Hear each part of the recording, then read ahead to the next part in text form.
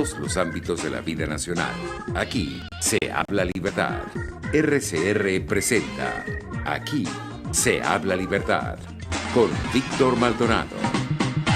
Muy buenos días, hoy viernes 6 de marzo del año 2020. El Santoral Católico nos dice que hoy la dedicación es para San Olegario, obispo, catalán y Tarragona. Que imagínense, de 1137.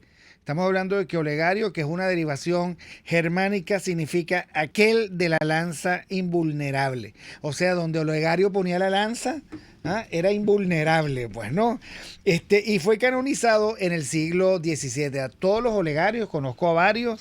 Desde aquí, mi fuerte abrazo en el día de su santo. Gracias a todos los que nos siguen por Twitter, @RCR750. Hoy están con nosotros Hugo Bravo, @HBravoJ, y el profesor Daniel Lahoud, @Daniel Lahoud en Twitter también. LAHOUD para el caso de Lahoud. Gracias a los que nos siguen por Periscope, @RCR750, por RCR.tv. por TuneIn, por YouTube, por el chat de YouTube. Gracias a Jaime Nestares en la dirección general de la estación, en la gerencia de producción Wilip Sarcaya, en la producción Catherine Manzano, en los controles César Arteaga y en la conducción estamos aquí en un terceto perfecto. Daniel Lahoud, Hugo Bravo y quien les habla, Víctor Maldonado. Bueno, bienvenido, feliz viernes, feliz día de San Olegario. ¿Tienes amigos Olegarios? Yo sí, ¿tú no? Yo no tengo todavía. Bueno, eso además debe ser que nacieron ese día porque les pusieron ese nombre. Claro, es que en mi mamá, por ejemplo, que cumple 86, 87 años, el 19 de marzo, se llama Josefa, claro. Porque nació el día de San 19 de José. marzo. Y te cuento que en esa época, por lo menos en los Andes, eran dogmáticos, taxativos. El nombre tuyo era el nombre del santo del día, que además estaba muy bien presentado en un calendario de aquella época, el que era rojo, que era un gran papelógrafo rojo. Ahorita no recuerdo. Rojas Hermanos. El de Rojas Hermanos, ¿no? Y eso era palabra cierta. Yo creo que esto es mucho mejor que las combinaciones a veces un poco fatales a las que la gente está ahora sometida. A mí me hubiese tocado Adalberto o Guillermo. Esos son los dos santos del día que yo nací. Exacto. Bueno, yo no sé, pero yo creo que San Víctor Mártir está perfecto. Buenos Mártir días. del socialismo. No, buenos días. Mira, brevemente. Hugo por Hugo, note. Como dice mi cerebro, no voy a caer en provocaciones. Mira, bueno, todas las semanas tenemos un pensamiento breve de Juan Pablo II. Hoy traigo dos. O sea, el primero lo va a hacer muy breve. El segundo me interesa que el profesor Lahoud lo comente, pero un poco más adelante en la conversación. Porque hoy vamos a hablar de libertad y vamos a hablar de liberalismo, ¿no? Hoy, me conseguí, Víctor, porque como estamos todas las semanas buscando pensamientos de Juan Pablo II, me prestaron un diccionario de social y moral de Juan Pablo II. Entonces, aquí ya está, digamos, de alguna manera compendiada toda la información relativa a lo social y moral en Juan Pablo II como tal. Entonces, brevemente, ¿no? Dice, economía y ética caminan juntos. Dice Juan Pablo II, los problemas económicos no pueden ser separados de los aspectos éticos y sociales de la vida de la sociedad. Lo dice en un discurso a los trabajadores en Sydney, Australia, el 26 de noviembre del año 86. Muy pertinente este pensamiento en la Venezuela actual, donde se habla de normalización, de un sistema económico a lo chino, y toda esa historia, ¿no? Claro, pero eso viene de mucho más atrás. Yo, por ejemplo, una vez yo estaba en un auditorio, creo que era uno de los auditorios del Ateneo de Caracas, del viejo Ateneo de Caracas, que después fue confiscado y transformado en no sé qué cosa, pero yo nunca más volví. Estaba allí el candidato Carlos Andrés Pérez para su segundo gobierno. Y entonces él llegó y dijo que la economía era demasiado importante como para dejárselo a los economistas. Y lo pongo de relieve, no como una provocación a los economistas, sino porque algo pasó en algún momento que la realidad social se especializó, pero en esa misma medida empezó a perder foco panorámico. Y nosotros hemos tenido dos grandes momentos. y sobre eso quisiéramos hablar con el profesor Lahoud. El momento de los abogados del principio del siglo XX y después el momento de los economistas. Creo que el momento de los economistas fue profundamente catastrófico. Catastrófico. Pero creo que de eso tenemos que hablar. Habíamos quedado hace 15 días precisamente en el dilema de la parábola de los talentos. Sí. Y decíamos que el cristianismo, más allá y a pesar de una interpretación también muy infeliz de las teologías de los pueblos y de la liberación, del compromiso con los pobres, que terminó siendo asumir el sin procesar, un socialismo que no sirve para nada. Uno, digamos, hay otra versión del ser cristiano y comprometido, que es una versión que no tiene nada en contra del mensaje trabajo, cristiano, del capitalismo. Entonces habíamos quedado allí, profesor Lahoud. Sí, bueno, sí, habíamos quedado en la parábola de los talentos en que el siervo al que se le dio un solo talento regresa con aquel talento, se lo entrega al Señor y le dice al Señor: yo sabía que tú eras un Señor muy estricto y yo tenía mucho miedo, por tanto yo enterré este talento y te lo entrego íntegro porque yo no hice nada con él, pues. O sea, te lo devuelvo sin haber perdido nada, ¿no? Y entonces el Señor se airó contra el siervo y le dice: tú eres un siervo malo e incapaz, porque sabiendo que soy un hombre estricto, ¿okay?, debiste haberle dado ese talento a los prestamistas y los prestamistas me hubiesen dado la tasa de interés. Por lo cual, el mismo Evangelio nos está diciendo que la actividad del prestamista tampoco es una actividad pecaminosa, ¿okay?, es una actividad normal, común y corriente como la de cualquier ser humano, y que el derecho a la tasa de interés es del dueño del dinero. Así. ¿Sabes qué? Quiero leer exactamente el versículo, porque además el versículo es muy lindo. Sí. Mira lo que dice. Llegando también al que había recibido un talento, le dijo: Señor, te conocía que eres un hombre duro, que ciegas donde no sembraste y recoges donde no esparciste. Por lo cual tuve miedo y fui y escondí tu talento en la tierra. Aquí tienes lo que es tuyo. Entonces, durísimo el encaramiento. Y entonces te dice: bueno, pero qué siervo tan malo.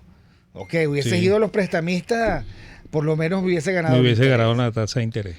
Es más, hay dos versículos muy interesantes en la Biblia. ¿Okay?, y el versículo también del viñador que va a buscar a los trabajadores después del mediodía. Uh-huh.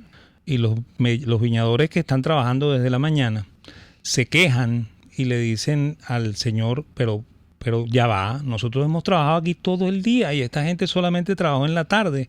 ¿Por qué tú le vas a pagar a ellos lo mismo que nos estás pagando a nosotros? Y entonces el Señor le contesta al empleado que le increpa, diciéndole: bueno, pero ¿quién es el dueño del dinero aquí? Así. Claro, porque es que lo único que le faltó decir a esos viñadores: eso no es justo. Claro. ¿Dónde está la justicia social? Claro, y fíjate, el Jesús nos está haciendo ver que eso es perfectamente justo, pues. Claro. Bueno, nosotros vamos a hablar un poco hemos venido hablando en los últimos 2-3 programas que hemos hecho en conjunto de los estigmas que se crean en torno al liberalismo, que son desalmados, que no tienen compasión, y que básicamente se basan en el egoísmo, ¿no? Y en esta parábola en particular me parece relevante el tema del interés, porque el tema del interés efectivamente generó mucha discusión dentro de los católicos en su momento, ¿no? Estamos tomando ese versículo de la Biblia, lo estamos comentando, de alguna manera es reprochado, digamos, el hecho de no haber pedido la tasa de interés, y eso un poco rescata todo el entendimiento que ha hecho la línea justnaturalista, digamos así, del entendimiento de lo que es la justicia, de lo que es la ley y todo eso, ¿no? Y pensando particularmente en los padres sanmaltinos, en la Escuela de Salamanca, estamos hablando los herederos, digamos, de Santo Tomás de Aquino, la doctrina, que son españoles y que incorporan de alguna manera todo este entendimiento, ¿no? Actualización de lo que pero fíjate, el tema económico. La tasa de interés es tratada primero por los de París, ¿okay?, por los escolásticos de la Universidad de París, de la Sorbona, porque de hecho son 3, ¿no? Uno de ellos no se le conoce mucho, que es Pierre Jean de Olivier, ¿okay? Y Pierre Jean tiene no un discípulo, sino un discípulo de lecturas, ¿no? Porque hay casi 150 años entre Pierre Jean de Olivis y San Bernardino de Siena, ¿no? San Bernardino de Siena fue después de profesor de París, fue el cardenal de Siena, y por eso es que se le conoce con el nombre de San Bernardino de Siena, ¿no? Y uno de los discípulos de Bernardino es Antonino, que va a ser el cardenal de Florencia y que se le conoce como San Antonino de Florencia, ¿ok? Y San Antonino, primero San Bernardino es el hombre que trabaja el tema de los empresarios, ¿no? Es primera vez que los escolásticos tocan el tema del empresario, y luego Antonino, que es el discípulo de Bernardino, sigue con la misma línea de su maestro, y cuando llega a ser el arzobispo de Florencia, le toca vivir junto con Cosme de Medici, ¿okay? Y Cosme era un hombre exageradamente espléndido con la iglesia, ¿no? O sea, era un prestamista, un banquero, ¿okay? Un hombre profundamente rico, inmensamente rico más bien, y él regalaba a la iglesia constantemente presentes, ¿no? Le regalaba obras de arte que contrataba con los talleres de los diferentes artistas de Florencia. Y entonces San Antonino es cuando él, razonando, dice, pero entonces ya va. Resulta que el préstamo de intereses no necesariamente es pecado, ¿okay? Porque depende del fin último que persigue el prestamista y del fin último que persigue el que solicita el préstamo. Si el que solicita el préstamo lo hace para una actividad que sea frívola, como el hecho de comprarse una joya y lucirla, eso sí tiene pecado. Pero si el que pide el préstamo lo hace para servir, para tener una empresa y darle empleo a la gente pobre, eso es digno de elogiarse y eso no es pecado. Y de la misma manera, si el prestamista es como el señor Cosme, cuyo fin último es agradar a la iglesia y al Señor, entonces el señor Cosme no tiene pecado. Entonces fíjate, desde más o menos el año 1450, los escolásticos consideran que el préstamo de intereses no es pecado. ¿Okay? La iglesia se tardó un poquito más, ¿no? O sea, la suspensión del pecado de la usura ocurre en 1850, cuando el Papa es Pío IX, 1860.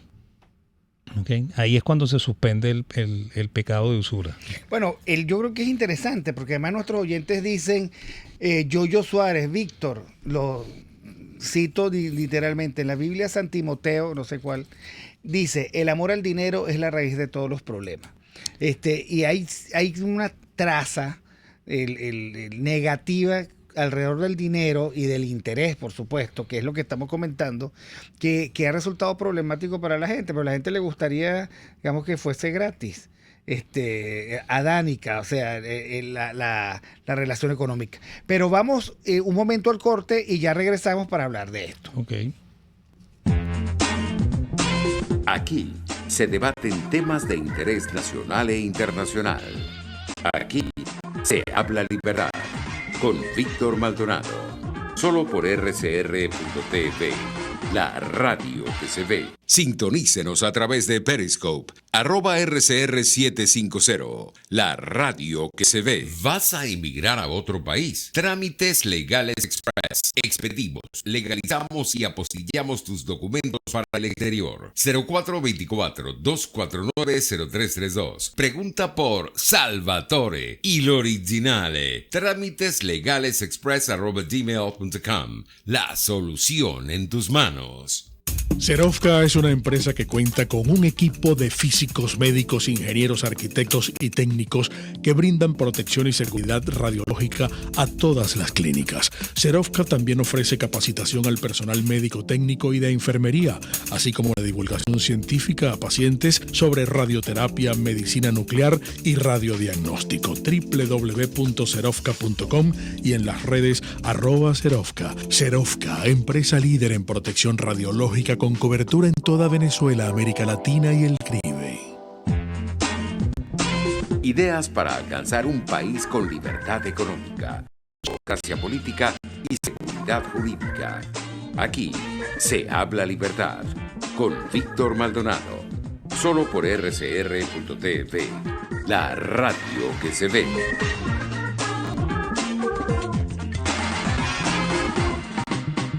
Bueno, seguimos en Aquí se habla libertad de hoy viernes 6 de marzo del año 2020 en la gratísima compañía de Daniel Lahoud, @Daniel Lahoud, doctor en historia, economista, profesor en la Universidad Católica Andrés Bello y en la UCP, y Hugo Bravo, @HBravoJ, profesor invitado de ética del IESA y de la Universidad Monte Ávila.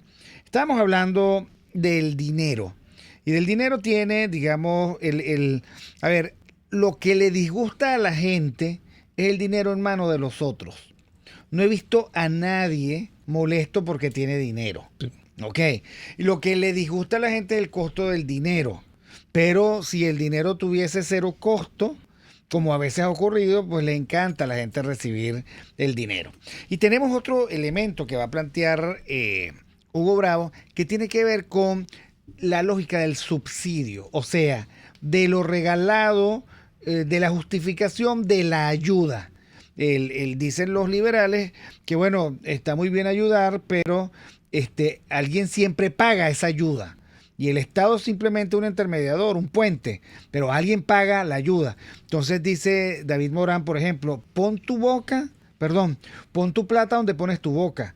O sea, si tú quieres subsidiar, pon la plata allí donde tú dices que hay que subsidiar. Yo un poco la crítica que le hacen a la iglesia, oye, pero tú mandas a redistribuir a todo el mundo y sucede que tú no tienes un fideicomiso, digamos, que representa la supuesta riqueza total. Siempre ha sido un problema. ¿Qué podemos decir al respecto? Bueno, fíjate, el regalo per se no es malo porque quien lo recibe se siente feliz con él, ¿no? Pero el problema es que el regalo lleva a algunas consecuencias que pueden ser perniciosas, ¿no? Por ejemplo, si a mí me mantienen, ¿ok? Entonces eso hace que yo no me sienta motivado para seguir adelante, motivado para crecer, ¿ok? Y con eso se daña la sociedad entera, pues. Y eso es parte de el problema que hemos vivido en Venezuela, pues. O sea, si a ti te regalan tu forma de subsistir, ¿para qué tú vas a trabajar? Y si tú no trabajas, ¿para qué? ¿Qué importa si el país crece o no crece? ¿Qué importa si el país está como está o no está como está? Entonces, esa es una de las cosas que hay que pensar, ¿no? Y la otra cosa que hay que pensar es quién paga esa ayuda, pues. ¿Ven? O sea, si es el gobierno que la paga, como dicen así, y todo el mundo cree que eso es un don gratuito, bueno, eso lo pagamos de alguna manera, ¿no? Y la manera de pagarla es, o el gobierno le está cobrando impuestos a alguien para regalarme eso, o el gobierno está inventando ese dinero, con lo cual está creando inflación, ¿no? Entonces, claro, eso es parte del mal que estamos viviendo, ¿no? Yo creo que hay varios conceptos que definitivamente vamos a tener que ir desarrollando a lo largo del año probablemente, que tienen que ver con elementos que son de suyo naturales, ¿no? Lo que es la ciencia económica o en general la vida humana. Hay un libro que se llama Economía para sacerdotes, escrito por el filósofo argentino Gabriel Zanotti, que es filósofo, teólogo de alguna manera, pero también estudia mucho la economía, la Escuela de Economía Austríaca, ¿no? Que nosotros conocemos. Y con otro autor joven, se llama Mario Szilard. Pero a mí me parece importante porque él plantea un concepto que es clave aquí, que es la escasez. El primer concepto, de hecho, que desarrolla en ese libro se llama la escasez. Y eso abre otro elemento que es el costo de oportunidad, que justamente es el tema del interés. O sea, ¿cuál es el costo de oportunidad de yo embarcarme en una empresa y usar unos recursos para esa empresa que no necesariamente tiene garantizado que va a ser exitoso? Eso tiene un costo. Yo versus lo tengo acá ganando dinero porque lo puedo ganando interés porque lo puedo invertir en otra cosa. Entonces, ese concepto está implícito de alguna manera ahí. Y el otro que está implícito ahí es el tema de la creación de riqueza, de los talentos, ¿no? Yo tengo talentos y puedo crear riqueza. La riqueza no es solamente económica, la riqueza es espiritual, claro, cultural, política. O sea, son todos los ámbitos en los cuales se desarrolla el hombre, ¿no? Yo proveyéndole un servicio a alguien, le creo valor a la otra persona que no tiene que ejercer esa labor para la cual yo lo estoy ayudando y enfocarse en lo que es bueno y crear esa riqueza que lo permita a él no solamente ayudarse personalmente, sino ayudar al resto de la sociedad de alguna manera, ¿no? Porque estás creando valor. Aquí el gran dilema que tenemos o el gran problema es, nos hacen pensar desde que nacemos que vivimos en un país rico y que nos tienen que destruir esa riqueza y no que se crea. Entonces ya arrancas, digamos, de una base, digamos, que es incorrecta, ¿no? Y si aparte esa riqueza supuesta la colocas en manos de pocos y esa riqueza le da poder económico y político a aquellos que pues ya tienen el poder político, entonces básicamente anulas el papel de ciudadano, ¿no? Y se crean sistemas y estructuras perversos que generan pobreza. Y eso es lo que muchas veces se pierden en todo este debate, ¿no? Sí, bueno, eso tiene mucho que ver con lo que habíamos dicho la semana antes pasada, cuando estuvimos hablando de mercantilismo, ¿no? Porque la ¿cómo se llama? La definición de la riqueza en el mercantilismo es un stock de cosas que ya existen, ¿okay? Y que tiene que ser distribuido. Entonces, por eso cuando el venezolano se refiere a Venezuela diciendo Venezuela es un país rico porque tiene muchos recursos, entonces el venezolano está buscando en el fondo de su ser un concepto viejísimo, que es el concepto de la riqueza del mercantilismo. Pues no, la riqueza no es el stock existente de recursos naturales, la riqueza se crea con la acción de las personas en el mercado. Pues. Sí, bueno, y que además puedes tener stock o no. Siempre han dicho, Japón no tiene nada. Sí. Okay, y sin embargo es capaz de crear riqueza. Venezuela, por lo visto, tiene todo y no es capaz de crear riqueza. Y hay países que tuvieron riqueza mineral y la transformaron en otro tipo de riqueza, ¿no? Que es un poco lo que estabas comentando tú, porque hay una riqueza que es humana y una riqueza que es no humana, ¿ok? O sea, si yo trabajo en mi aprendizaje para mejorar, para llegar a ser un académico o para llegar a ser un buen empresario o para llegar a ser un buen doctor, yo estoy invirtiendo en mi riqueza humana. ¿Okay? Ahora, si yo sencillamente soy propietario de un stock de riqueza, yo tengo riqueza no humana. ¿Okay? Entonces hay dos tipos de riqueza. El gran dilema es cómo repartimos esta riqueza supuesta. Sí, pero no, pero ojo que ahí está el segundo versículo del Evangelio, pues, o sea, ¿de quién es el dueño del dinero? O sea, al dueño del dinero es el que hay que decirle reparta su dinero como usted le dé la gana. Así es, ¿okay? ¿no? Por eso lo decía, porque ahorita vamos a tener un problema. Venezuela está destruida, no es una profecía, es una constatación de la realidad. Sí. Algún día podría eventualmente ocurrir la liberación de Venezuela, del cese de la usurpación. Y entonces, cuando uno ve, digamos, esto que el interinato Guaidó llama el pliego de conflicto, y uno se asoma a los pliegos de conflicto, entonces no es ninguna otra cosa que lo de siempre. La expresión de la pugna distributiva, solo que ahora no hay nada que repartir. Lo que hay que repartir es trabajo, oportunidades de trabajar. Por ejemplo, en las universidades, los estudiantes asoman un fondo para la... Explícame de dónde va a venir ese fondo para la reconstrucción de la plataforma universitaria y a quienes está sacrificando para poner pupitres, porque hay un principio muy, muy importante, es que el principio de la escasez.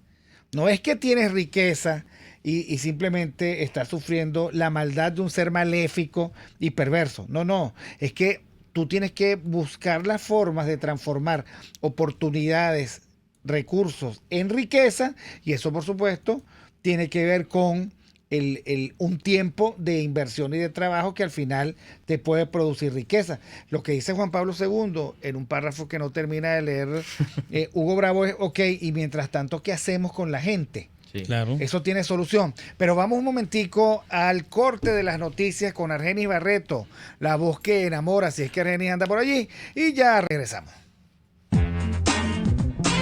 Aquí se debaten temas de interés nacional e internacional. Aquí se habla libertad con Víctor Maldonado. Solo por RCR.tv, la radio que se ve. Puedes seguirnos en nuestras redes sociales. En Twitter, @RCR750, la radio que se ve. Informe RCR presenta titulares. En Estados Unidos, a 800 se redujo el número de venezolanos detenidos por migración. El economista Ronald Balsa destacó que no hay un informe oficial sobre las cifras reales de esta caída en las importaciones. Nosotros podemos ver una caída de las exportaciones privadas de ese porcentaje y no tenemos todo el detalle que nos debería ofrecer el Banco Central. Y también el INE tenía una publicación de importaciones, donde uno podía ver rubro por rubro cuál era la importación hecha durante todos los años, en el caso del INE y en el caso del Banco Central trimestral.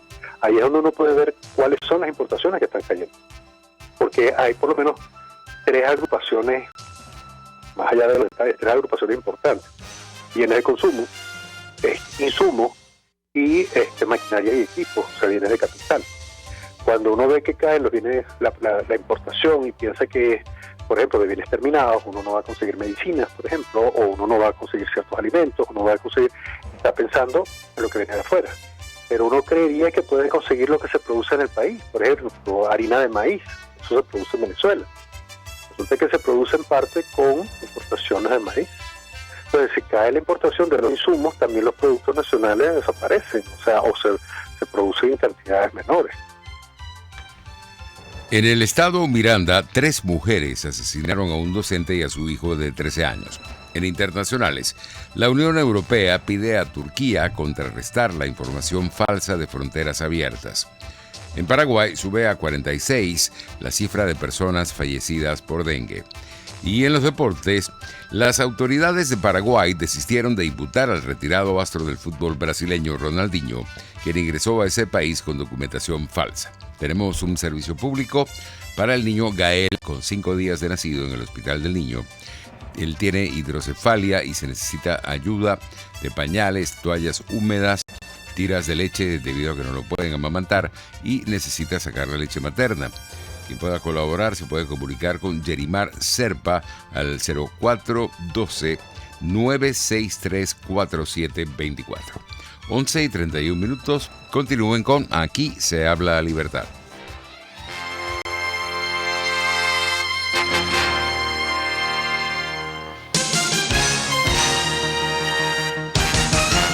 El que sabe de sabor sabe de saber que Del Corso es la clásica pastelería italiana de Caracas. Qué ricos sus dulces típicos tradicionales, como los auténticos cannoli, la sfogliatella o la cola de langosta, no tienen comparación. La pasta seca de almendras y chocolate, o su gran variedad de tortas, cumpleaños, bodas, bautizos o comuniones, reuniones familiares o eventos corporativos. Teléfono 0212-941-1971. Pastelería Del Corso, la pastelería italiana por tradición y excelencia.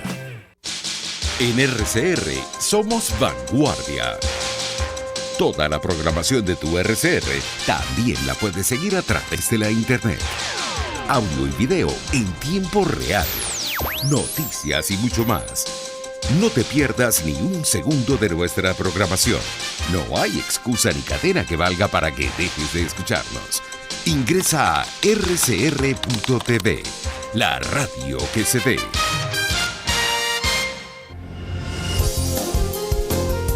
RCR 750 AM, porque lo bueno une.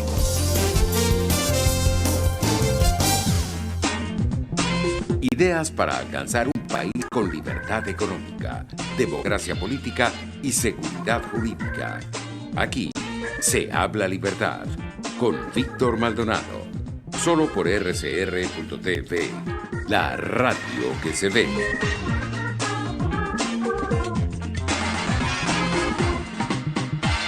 Bueno, seguimos en Aquí se habla libertad con nuestros queridos amigos, el profesor Daniel Lahout y Hugo Bravo.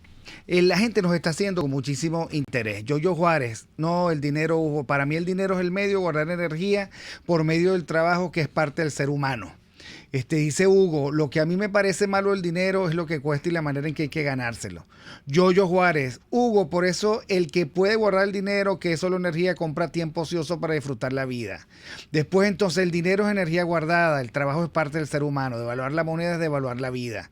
El dinero y el tiempo son cosas en la vida que la gente más debe valorar, pero que muchos no saben manejar.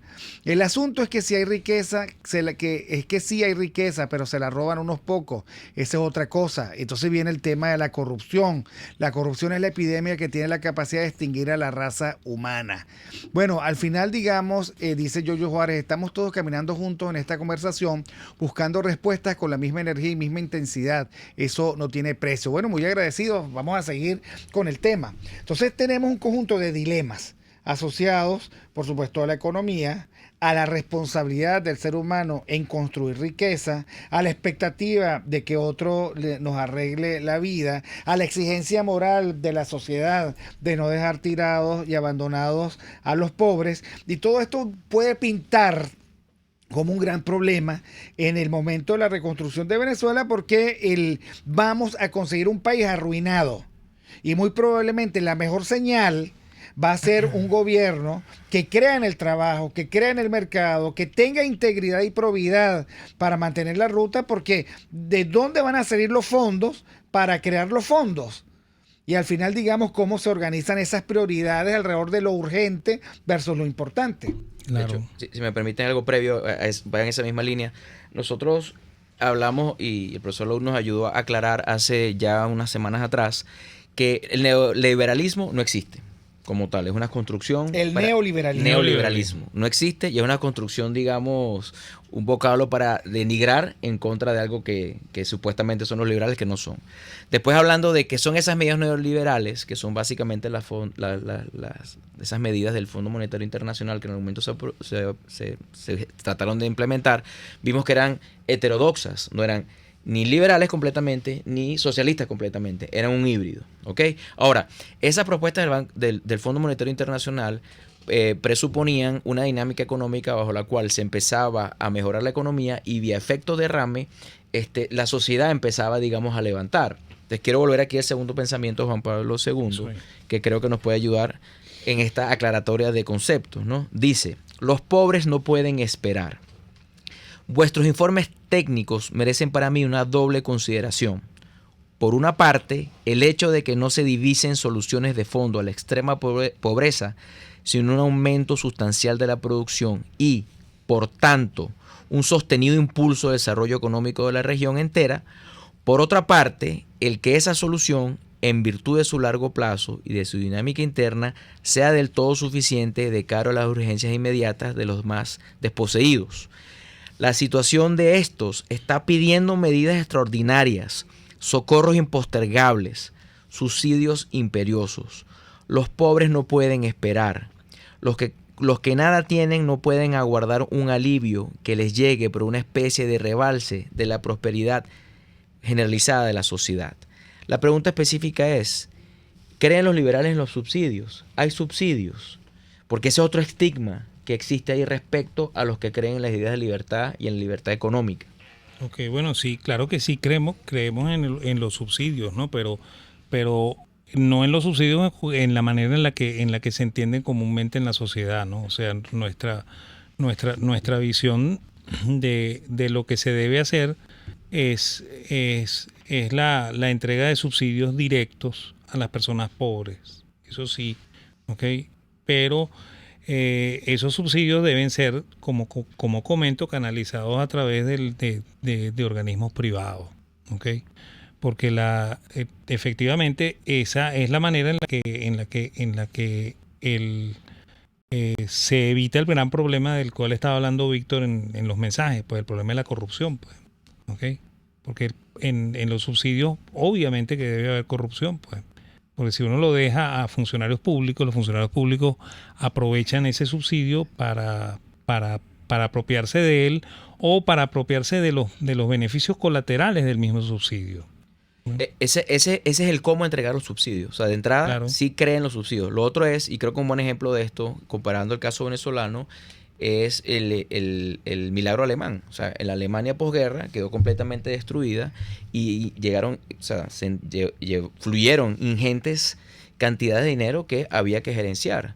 Obviamente había gente que estaba en situación de calamidad, como de alguna manera vemos aquí en Venezuela.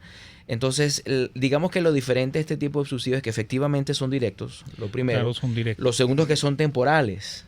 O sea, porque lo que pretenden es igualar e impulsar a la persona que está en una situación de desigualdad, vamos a decirlo así, o que no tiene capacidad por sí mismo a poder, digamos, forjarse su destino, a ayudarlo. No lo vas a hipotecar por haber nacido en un contexto, en ese caso de la guerra, pero en el caso venezolano, en un contexto de una familia que está venida muy a menos o que no tiene medios económicos y nació pues simplemente ahí. O sea, no puede ser una cuestión de suerte el hecho de vivir bien o vivir mal. Entonces, me imagino que... No, lo que pasa es que, Además, a ver, vamos a ir un momentico a la realidad.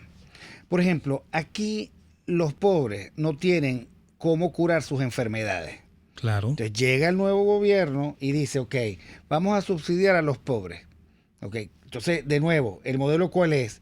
Crear un sistema de salud que el permita a todos un mínimo de acceso a la salud, o darle a los pobres un subsidio como para qué. O sea, ese es un tema también de prioridades. Es un tema de cómo vamos a hacer las cosas. Y ustedes estaban conversando y yo recordaba el ejemplo de un pueblo del norte de Inglaterra, creo que se llama Sutherland, que tiene un equipo de fútbol y tiene un estadio. Y el estadio, por supuesto, estaba destrozado. O sea, llegó un momento en el cual esto estaba devastado. Además, un pueblo muy maltratado por el desempleo y por la brecha tecnológica de las minas, todo eso sin posibilidad de sustituir un empleo por el otro, y sucede que tienen ellos en el fútbol su mejor distracción y su pegamento social, ¿no? Ahora, el estadio, para ser atractivo, necesitaba reponer las sillas. Entonces, frente a eso, tienes dos modelos. El Estado, o sea, el dueño del equipo de fútbol, que dice, bueno, yo rehago la silla. Ok. El otro modelo, bueno, vamos a crear las condiciones para que todos aporten a la construcción y mejoramiento de un bien público. Bueno, y al final todo el pueblo se turnó para pintar, para poner las sillas, para reparar aquellas que estaban dañadas, y entre todos, producto del trabajo de todos, tienen un mejor lugar donde disfrutar de su fútbol. Entonces, claro, hay muchos dilemas, porque yo insisto, el tema no es en teoría, el tema es en la práctica. No hay dinero. Okay. ¿Dónde ponemos los recursos y qué tipo de subsidios nosotros favorecemos? Uno puede decir, bueno, el subsidio en la infraestructura, ¿cuál infraestructura? Porque decían otros por allí, bueno, ahorita no hay ni luz. ¿Qué prefiere la gente? ¿Tener luz, tener agua, tener medicina? O sea, ¿cómo hacemos nosotros? Porque en condiciones de devastación, que probablemente ocurrió también en Alemania, no tienes nada, tienes que hacerlo todo. O sea, ¿qué se puede hacer allí en ese momento? Bueno, lo único que se puede hacer es incentivar que haya más empresas privadas, para que haya más trabajo, ¿okay? Para que esa mejora en el trabajo mejore los niveles de vida de la gente, pues. O sea, ese es el mejor subsidio que se le puede dar a la gente, pues. O sea, que haya crecimiento económico, que haya trabajo. ¿Okay? Y que haya mercado. Por ejemplo, algo que ha destruido el totalitarismo del siglo XXI, por ejemplo, la gente no tiene ni cómo tener un seguro, porque además el sistema de seguros o no existe o es en dólares, es inalcanzable. Entonces hay que rehacer la capilaridad del sistema de mercado. Tampoco hay empleo porque no hay mercado de trabajo. Claro. Entonces, rehacerlo supone tomar las decisiones y enfocarse tal vez en fomentar todo el mercado que sea posible, y de nuevo entonces en ser subsidiario. Ahora, la decisión de la subsidiariedad del Estado es, digamos, pasa por la ética, pasa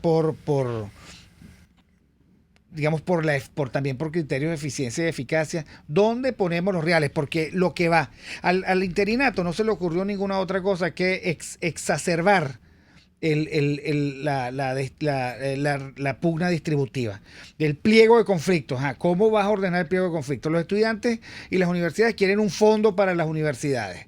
Las enfermeras, un fondo para las enfermeras. Qué sé yo, los que no tienen casa, un fondo porque en el fondo era lo que planteaba Hugo Bravo el otro día. La peor de las demagogias es esa que se reduce a decir, o se resume en decir, todos los derechos para todas las... Que es la máxima del relativismo para mí, ¿no? Exactamente. Yo creo que hay dos principios importantes, tú los acabas de nombrar de alguna manera y están implícitos en todo esto, y es, para aplicar esos principios, hay que marcar la cancha. O sea, ¿qué va a hacer el Estado y qué va a hacer el ciudadano? Porque efectivamente cada uno juega su rol. Y hay un área gris que debería ser una línea o una franja angosta que se ha transformado en una gran, digamos, un gran mar, ¿no? Que ya uno no sabe ya. Hay dos principios fundamentales. Uno es el principio de subsidiariedad, como efectivamente tú estás diciendo, Víctor, y es básicamente el Estado no debe meterse en aquellos ámbitos donde los privados pueden hacerlo por sí mismos. Ahora, eso implica... La pregunta es, para superar la pobreza, ¿es mejor el Estado o son mejores los privados? El privado. Y eso va, sin duda. Eso va a contrapelo de la razón convencional. Sí, pero tú también tienes que entender que en las primeras de cambio, mientras creas esas condiciones, efectivamente, ese mundo en el cual hay muchas empresas generando riqueza y que se pelean por el recurso humano y como consecuencia de eso yo puedo tener un buen salario y hay muchos bienes y servicios que como hay competencia son relativamente económicos, ese mundo ideal que se plantea en las primeras de cambio, como dice, ¿qué pasa mañana? Bueno, ¿cuál es la cancha? O sea, ¿dónde claro, juega pero cada Mosca, uno? porque aquí vamos a donde yo quería llegar, es a Rómulo Betancourt. Claro, porque sucede que ese argumento de Hugo Bravo, que es un argumento complicado, es el mismo argumento de Rómulo Betancourt y suspendió las garantías económicas por 60 años, porque en lo que tú le das la puntica, entonces se agarran hasta el omóplato. Ok, le das la puntica del dedo y termina el omóplato, porque sucede que bajo ese criterio, tú imaginas en la época de Gómez, aquí no hay nada, y efectivamente no había nada. Era el país, digamos, famélico, malárico, empobrecido y además, digamos, probablemente embrutecido, analfabeta, rural, etcétera. Entonces llega Rómulo Betancourt, la generación iluminada del 28, Rómulo, Caldera, Jóbito y Machado, para poner los cuatro emblemas, y dice, ok, hagamos la Constitución y modernicemos el país. ¿Quién moderniza? El Estado. ¿Quién es el enemigo? El mercado. No hay garantías económicas. Están allí en el libro, pero no hay garantías económicas. Y así duramos, ¿cuánto, profesor Laúd? Desde el 60 hasta el 91. Pero me permite... Desde el 60 hasta el 91. hasta el 91, o sea... Hasta el 89, perdón. O sea 29 años sin garantía suspendidas. económica. Lo que digo es que, mira, si algo uno debe tener claro, es que una vez que se mete el burócrata, y lo dice Mises, una vez que tú tomas la primera medida de intervención, viene la segunda. No viene el retroceso a la medida. Y en ese sentido Erhard dijo, ¿sabes qué? Aquí economía de mercado. Pagamos los costos de una vez y lo que hay que ponerse es duros para mantener el sistema de mercado. Y lo lindo de leer Economía para el Bienestar, el libro de Erhard, es los discursos de Erhard contra las embestidas socialistas. Claro. Contra la presión política. Contra la presión política, porque siempre la va a haber. Entonces lo que hay que tener es coraje para tomar las decisiones. Que tú tengas, por supuesto, ollas comunales, mientras tanto, absolutamente claro. Pero cuando tú decides que eres tú el iluminado que sí puede y tiene la obligación moral de combatir la pobreza, suspende la garantía económica, hace constitución de comiquita, generas un Estado socialista y friegas al país. A mi favor, si me permite, yo no estaba planteando borrar la cancha. Es que yo estaba Rómulo tampoco. Si yo pongo a Rómulo aquí, yo no quería eso. ¿Okay? No, pero a ver, ese es el problema. El problema es que tú partes de una premisa que los iluminados, los políticos, tienen una capacidad y que no son humanos. Cuando tú estudias a la escuela de Public Choice, cuando tú estudias a James Buchanan, cuando tú estudias a Gordon Tullock y te hablan de la razón de las reglas, te habla que son seres humanos igual que uno y proceden bajo intereses igual que uno. Entonces, ese marcado de la raya, vuelvo al principio, es definitivamente bajo los principios de subsidiariedad, que el Estado solamente va a intervenir si es claro y evidente que no puede entrar ¿cómo se llama? El privado en las primeras de cambio con el sistema de salud público, por ejemplo, y el privado, pero también va a ser solidario con el privado, con el ciudadano, si en las primeras de cambio. Entonces te llega el sector agroindustrial y te dice, nosotros también necesitamos protección porque a nuestra manera somos pobres. Y llega entonces la universidad y dice, nosotros los estudiantes necesitamos protección porque a nuestra manera, comedor universitario. Y llega, qué sé yo, los trabajadores del sindicato petrolero porque a nuestra manera, o sea, hay una imagen que a mí no se me quita, la de los guacineros. O sea, los guasineros fueron los que fueron lamentablemente castigados por la dictadura de Pérez Jiménez y los mandaban a una isla que se llama Guasina. Claro. Bueno, ellos desarrollaron un sistema de derechos adquiridos. Un guasinero era una persona impune que se creía pretender todos los derechos de la democracia, el primero que debía tener un cargo público, porque yo estuve en Guasina. Entonces, la guasinerización de un periodo político es muy complicado. Pero nosotros vamos al corte y ya regresamos. Señor, esto se puso bueno. Hugo Bravo está contra las cuerdas. El profesor Laúl está intentando salvarlo. Ya volveremos. Aquí se debaten temas de interés nacional e internacional. Aquí se habla libertad con Víctor Maldonado. Solo por RCR.tv, la radio que se ve. Puede seguir nuestra programación a través de RCR.tv, la radio que se ve. En Bueno Restaurant puedes vivir momentos únicos y especiales con tu familia, amigos y compañeros de trabajo a disfrutar del más variado y excelente menú elaborado por artesanos de la gastronomía nacional e internacional. Acércate y compruébalo en la 6ª Avenida de Altamira entre 3ª y 5ª Transversal. Bueno Restaurant, una exquisita realidad. Llegó para tu negocio la distribuidora PlastiShop. Contamos con los mejores envases de plástico, cartón y aluminio al mayor. PlastiShop tiene para tu negocio cajas para pizzas y tortas de todos los tamaños, envases para sushi, soperos en Boplast, discos dorados y una gran variedad de platos plásticos y de cartón. Somos la distribuidora con más variedad del país. En PlastiShop tenemos las bolsas más resistentes del mercado. En PlastiShop pensamos en tu facilidad. Estamos ubicados en Chacao, en la avenida Cecilia Costa con calle Páez. Hacemos envíos en todo el país. Síguenos en Instagram, @PlastiShopVE. Moisés Naim en Efecto Naim. Hola, soy Moisés Naim desde Washington. Conéctese a rcr.tv. También nos puede seguir por @Efecto Naim en Twitter. Y estamos en Facebook y en Instagram. Y no olvide que puede disfrutar todos los contenidos del programa cuando usted quiera, suscribiéndose a nuestro canal de YouTube. Nos vemos en la radio. Los miércoles y viernes a las 7 de la noche. Solo por RCR 750 AM. Ideas para un país con libertad económica, democracia política y seguridad jurídica. Aquí se habla libertad con Víctor Maldonado. Solo por RCR.tv, la radio que se ve.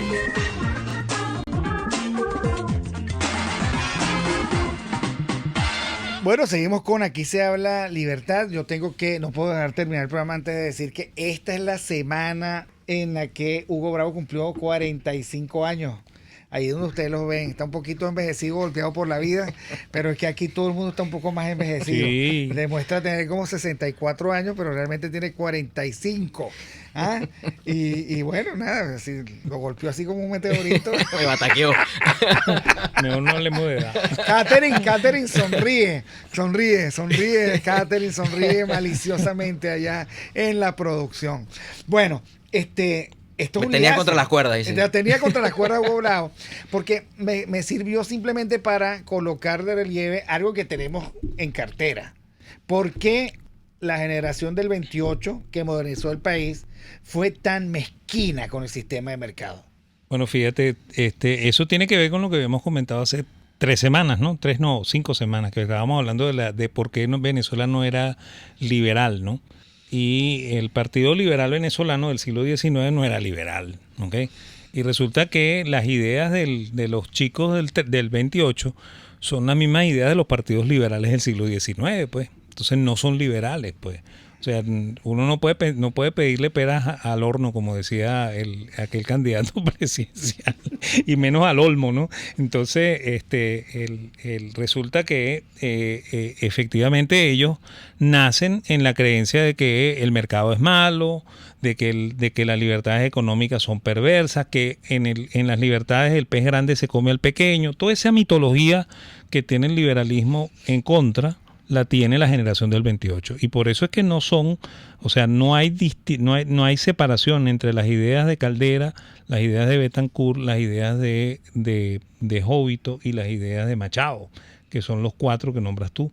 ¿ok? O sea, podrá ser el uno comunista y los otros no comunistas, ¿ok? En el fondo piensan exactamente lo mismo acerca del mercado y acerca del liberalismo. Entonces no hay la necesidad en la intelectualidad venezolana de enfrentar un tema como el liberalismo y de enfrentarse al mercado como institución. Ahora, ellos marcaron, y para dar la palabra a Hugo, marcaron una forma de enriquecerse que tiene que ver con este apotegma. Quítale todo lo que puedas al gobierno, que esa es la base de tu riqueza. Pero el gobierno también tenía como apotegma. Da todo lo que puedas dar para construir una clase empresarial que se parezca a ti. Pero luego, por eso siempre tuvimos una clase empresarial enana en el número de empresas. En el mejor momento de Venezuela tuvimos unas 600,000 empresas y 11,000 industrias, 90% de ellas pequeñas y medianas.